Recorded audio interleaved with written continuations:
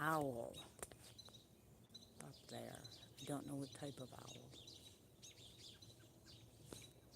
But the birds aren't happy because the owls might get their fledglings.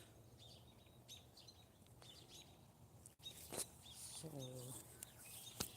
should get my binoculars to see what that is.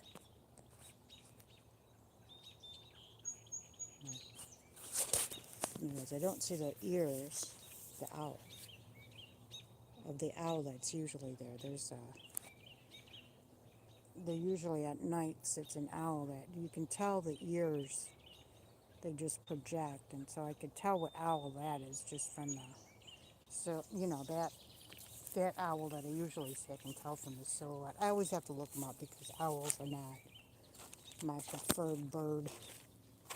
But we're gonna look here again. I did find an egg. Oh, you see right? Yeah, we're too close now. Right there. This is on one of my plants growing from in my garden. And if you look, you'll see, let's see, where is it? That's the milkweed bug right there. The red thing with the little freckles on it.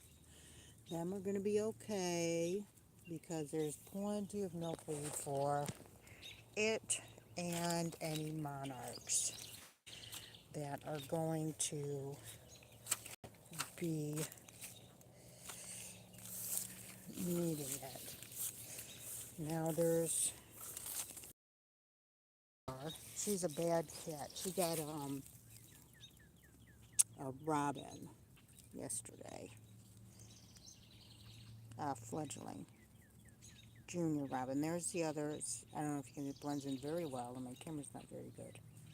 This is my tablet, so see. There's a that one. Of course, hasn't hatched yet. I think one of these hatched, didn't it?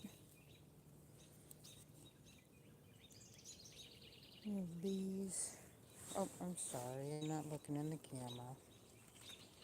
It's hard to see in the camera because the camera picture isn't as good. So I thought one of these hatched.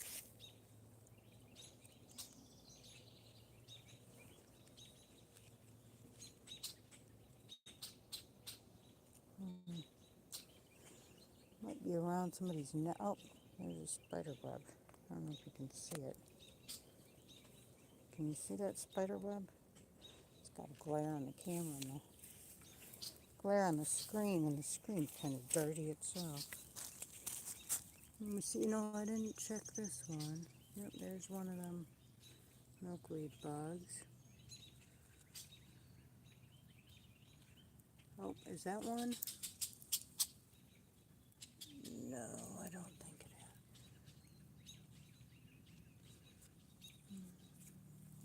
is. The owl's still there. So in this garden, so far I've only seen the milkweed egg on that milkweed, which is surprising because you would think all these milkweeds would have eggs on them since a monarch did come through here.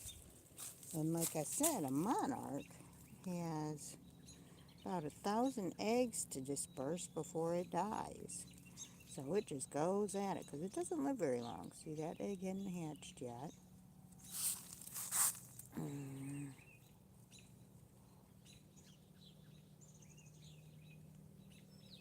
Hello, people. Thank you for watching.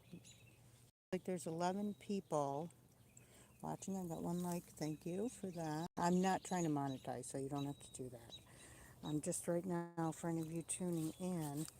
I'm sorry I can't see comments. I'm on a tablet, an Android, and I have not figured out how to view comments as I'm filming. I just don't know how to do it.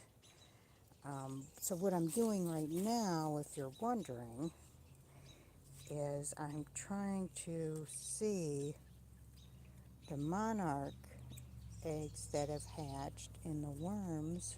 Is that the worm? It's hard to see because, like I said, this is my tablet camera. It's on my tablet. It's hard to. It's not a very good camera. But yeah, at least 2 have hatched so far. What I did was I went down our driveway. We mow that area, but sprouts of milkweed will come up, and that's the ideal place for monarchs to lay their eggs. They like laying them on the young milkweed. So it's very important before you mow to check the underside. They typically lay on the underside. Rarely I've seen monarchs lay them on top of the leaves. It's just the way their body's shaped.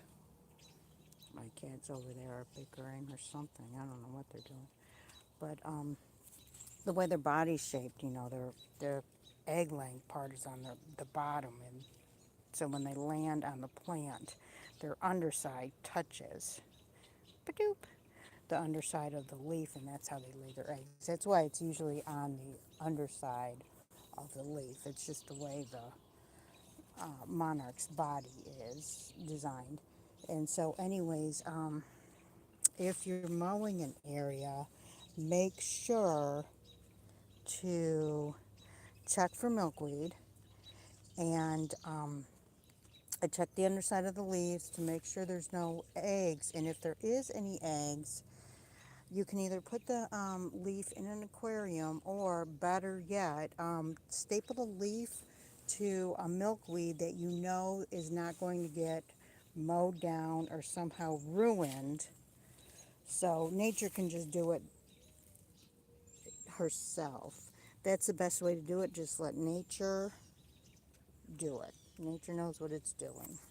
Because if you put it in an aquarium, you're going to have to keep an eye on it, and you're going to have to make sure no bugs get in there. You're going to have to make sure you have a tight-fitted lid so the worms don't crawl out when they're ready to cocoon. And you're going to have to supply milkweed leaves, and you're going to have to replace them at least every other day, probably every day. That's a lot of work. We're busy people.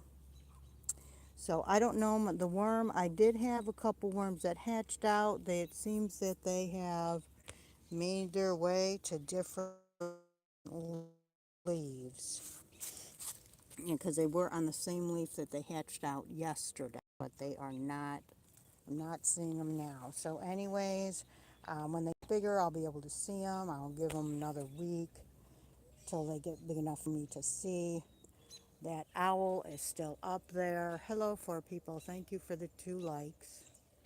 Again, I'm not trying to monetize, so liking, sharing, none of that is...